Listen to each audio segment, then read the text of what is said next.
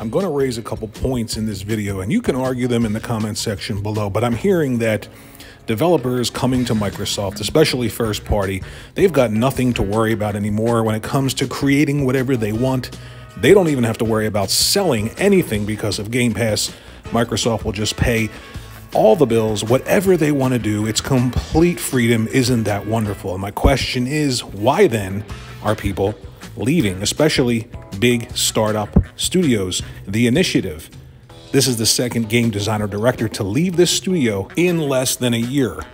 So if you remember, Microsoft formed the quadruple A studio, The Initiative, and the goal was to make something industry defining.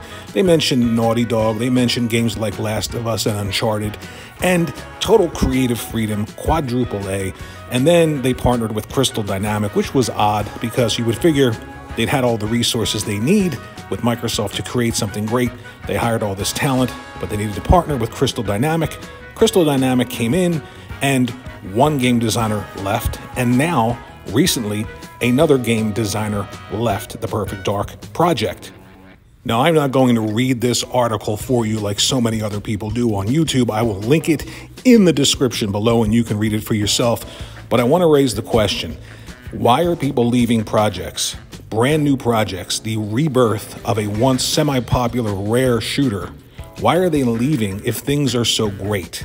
If it's total creative freedom, if all the bills are paid and you don't have to even worry about if the game is going to be good or sell because Game Pass, why would people leave a project more than a year before the project even releases? Usually these people leave when everything is done, a few months, even a few weeks before the release of a project.